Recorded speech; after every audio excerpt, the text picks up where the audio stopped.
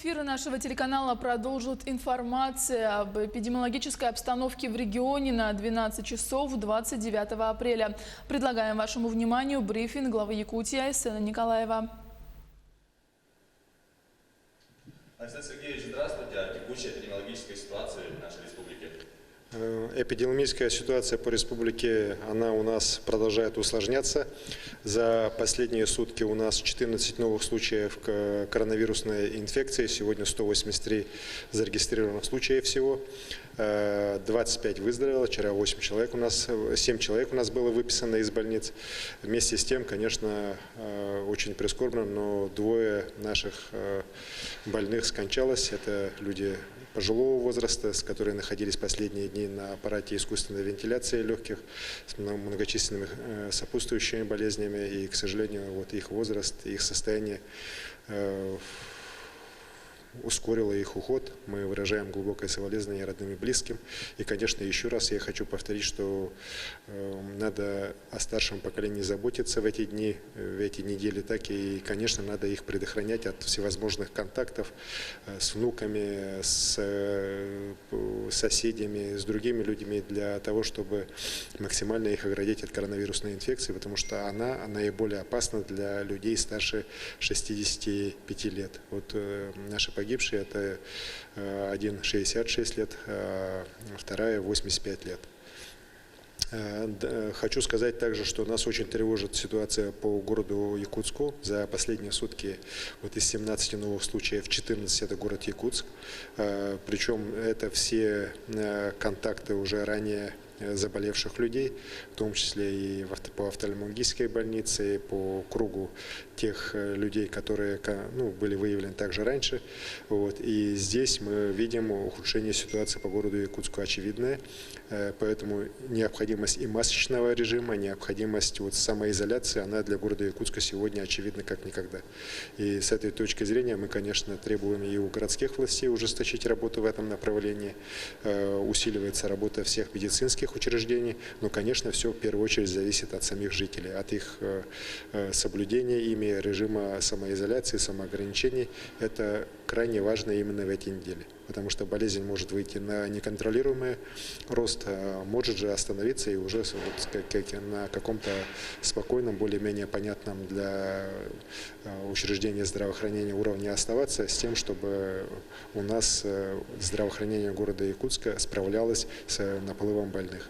Очень важно это всем понять и всем выдерживать. Еще раз говорю, в первую очередь жителям города Якутска. Далее хочу сказать, что решением президента нашей страны праздничные дни, которые у нас есть, и в майские дни они будут продолжены. Те рабочие дни, которые были в период между майскими праздниками, они сейчас не объявлены нерабочими, с сохранением заработной платы по стране по 11 мая, ну и соответствующий указ по Республике Саха-Якутия по продолжению всех мер по повышенной готовности также сегодня нами подписан. Поэтому здесь, еще раз говорю, нам по 11 мая надо терпеть и обязательно вот этот режим самоизоляции строжайшим образом соблюдать. Ситуация очень непростая, еще раз говорю, многие считают, что коронавирус это в первую очередь где-то там далеко, вот в Москве, в Чаянде, но на самом деле здесь он сегодня по Якутии наибольшую такую опасность представляет сегодня по городу Якутску. По Чаяндинскому нефтегазоконденсатному месторождению мы достаточно серьезную работу провели в течение последних суток с руководством «Газпрома», с руководством подрядных организаций «Газпрома», Роспотребнадзора. При поддержке правительства Российской Федерации, лично Юрия Петровича Трутнева, была проведена видеоконференц-связь с руководством и Роспотребнадзора нашей страны. Сейчас согласован и подписан план действий, который в том числе предусматривает уже в ближайшие дни начало вывоза вахтовых рабочих и подрядчиков и самого «Газпрома» здоровых в регионы, откуда их прибытие, с дальнейшим там сохранением их в обсерваторах на 2 недели. Ну а больные тоже будут вывозиться, в том числе в первую очередь в другие регионы Российской Федерации для прохождения ими там медицинского обслуживания. Вот такой план сверстан, согласован сегодня ночью, и мы его уже начинаем реализовывать. Конечно же, очень важно, чтобы на самом месторождении «Газпром» вот в вахтовых поселках своих сохранял порядок, давал возможности структурам Роспотребнадзора, нашим медицинским бригадам, которые работают с больными, проводить свою работу. К сожалению, вот последние дни из-за определенных волнений среди подрядчиков «Газпрома» работа достаточно такая идет урывками. Вот, мы за то, чтобы как раз как можно быстрее все мероприятия медицинские провести. Ну и еще раз говорю, вот, и больных, и здоровых людей, у которых вахта закончилась, нормально вывести. Спасибо. Спасибо. Это был брифинг главы Якутии с информацией о COVID-19 в регионе на 12 часов 29 апреля.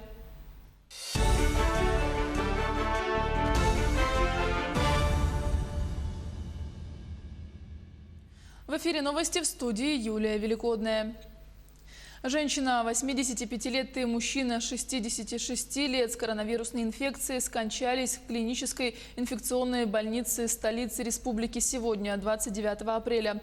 По информации Оперштаба, женщина поступила 21 апреля. Диагноз COVID-19 был поставлен на следующий день. Мужчина поступил 19 апреля. Диагноз был поставлен в тот же день.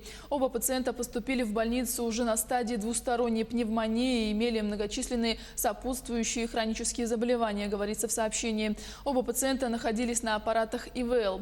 За сутки заболели 14 человек. Всего в республике 183 заболевших от COVID-19. Глава государства объявил 6, 7 и 8 мая нерабочими днями. Таким образом, период нерабочих дней продлен до 11 мая включительно. Президент подчеркнул, что в этот период нужно будет строго соблюдать профилактические меры. Перечень. Впереди у нас череда больших майских праздников, а между ними рабочие дни 6, 7 и 8 мая.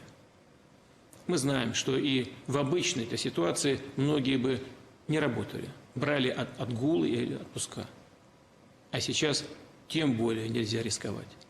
Поэтому считаю правильным объявить эти 3 дня нерабочими, с сохранением заработной платы. Таким образом, с учетом всех майских праздников, период нерабочих дней продлится до 11 мая включительно. Также Путин поручил Кабмину подготовить параметры выхода из режима ограничений с 12 мая. Он подчеркнул, что это должно быть сделано в зависимости от текущей эпидемиологической ситуации и ее устойчивого прогноза. Президент при этом отметил, что одномоментной отмены ограничений во всей стране не будет и впереди сложный и трудный путь. Поручаю правительству, Роспотребнадзору в контакте с рабочей группой Госсовета в течение недели, то есть к 5 мая, подготовить рекомендации, а именно критерии, параметры последовательных шагов поэтапного выхода, начиная с 12 мая, из режимов ограничений. Разумеется, в зависимости от текущей эпидемиологической ситуации и ее устойчивого прогноза. В каких-то регионах жесткий режим необходимо будет пока сохранить или даже усилить, а в каких-то, конечно, с учетом всех рисков, двигаться в сторону его смягчения. Имея в виду возможности для поэтапного снятия режима самоизоляции, для возобновления работы промышленных предприятий, компаний сферы услуг и торговли, строительства, сельского хозяйства, иных организаций и учреждений. Зампред правительства, полномочный представитель России в Дальневосточном федеральном округе Юрий Трутнев поручил обеспечить меры для недопущения распространения заболеваемости на Чуюндинском месторождении в республике. В том числе Роспотребнадзору обеспечит тестирование для выявления коронавируса на Чуюндинском месторождении. Также Минздраву и МЧС в кратчайшие сроки поручено развернуть полевой мобильный госпиталь. Кроме того, жители вахтовых поселков должны быть обеспечены продуктами питания, медикаментами, товарами первой необходимости, средствами гигиены. Планы транспортировки больных коронавирусной инфекцией в медучреждения других субъектов страны, в первую очередь находящихся в тяжелом состоянии, будут разработаны до 1 мая. Отмечается, что штаб полпредства Дальневосточного федерального округа совместно с органами прокуратуры проведет проверку для выявления ответственных за нарушение требований. Из республиканской больницы выписался еще один пациент, переболевший коронавирусом, у жительницы Горного Улуса. Контрольные анализы показали отрицательные результаты. На 16-й день ее выписали, рассказывает Нургуяна Егорова.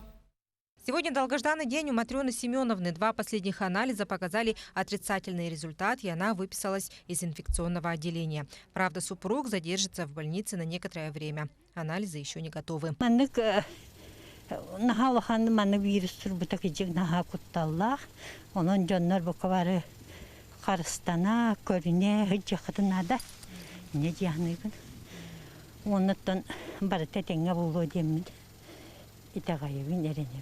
Матрёна Яковлева 4 апреля приехала из Санкт-Петербурга после плановой операции на ноге. Ее сопровождал супруг. По прилету выехали к себе домой в Горный Улус и придерживались режима самоизоляции. Болезнь протекала бессимптомно. Анализы у пары показали предварительно положительный анализ на COVID-19. Их сразу же перевезли в инфекционное отделение в город Якутск. Сегодня в больнице с подтвержденным диагнозом находится 39 человек. Соблюдаем все правила и требования Санпин по работе с особо опасными инфекциями, так как это заболевание, новая коронавирусная инфекция COVID-19 занесена в список особо опасных инфекций.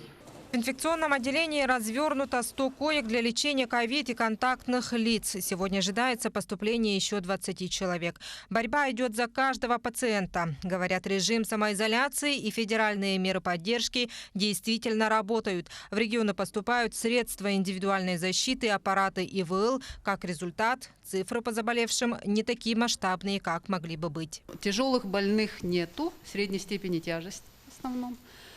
И к концу этой недели пойдет выписка около 7 человек будет. Если анализы у них будут отрицательные, мы ждем 2 отрицательных анализа на ПЦР. И 2 отрицательных анализа, и сразу мы их выписываем. В одну смену работает у нас 5 врачей на дневную, а в ночное время 3. Сегодня будет 3 врачей. Дальнейшее действие переболевших – это соблюдение 2-недельной изоляции и контроль теста на ковид. Президент России Владимир Путин неоднократно подчеркивал, что России под силу победить эпидемию, если вместе соблюдать все меры безопасности. Сегодня в Якутии 25 пациентов полностью излечились от коронавируса. Нюргана Егорова, Илья Сыромятников, Якутск. Контроль обязательного режима самоизоляции граждан будет производиться с помощью отслеживания геолокации. Граждане, прибывшие на территорию Якутию всеми видами транспорта, а также лица, контактировавшие с заболевшими коронавирусной инфекцией и совместно проживающие с ними, дважды в день получают СМС-сообщение с номера ЕКОР-112.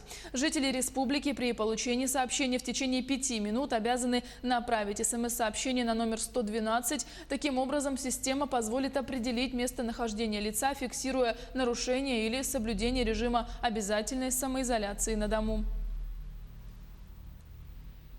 Пожар в жилом доме произошел в Якутске, спасен 1 человек. Возгорание в двухэтажном доме началось по улице Газовиков. Общая площадь пожара составила 100 квадратных метров, спасен 1 человек, и жилой дом также эвакуирован 1 человек.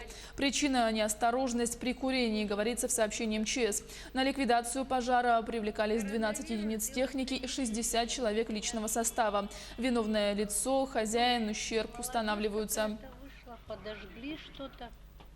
Порывистый ветер прогнозируют в районах Якутии сегодня, 29 апреля. Синоптики обещают в Ленском, Мирнинском, Алекминском, Нюрбинском, Сунтарском, днем Вилюйском, Верхневилюйском, Кобяйском, Горном районах порывистый ветер до 15-20 метров в секунду. В Якутске прогнозируют умеренный дождь, мокрый снег, ветер с порывами до 13 метров в секунду.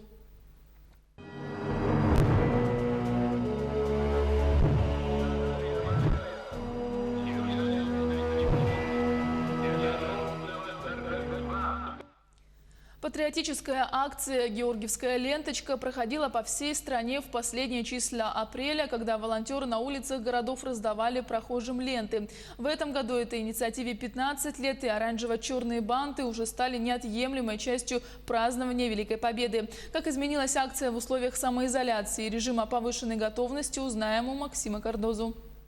Кажется, что представить празднование 9 мая без георгиевской ленточки уже невозможно. Для миллионов людей в нашей стране это настоящий символ победы. И надевая ленту, каждый из нас таким способом выражает свое уважение ветеранам войны.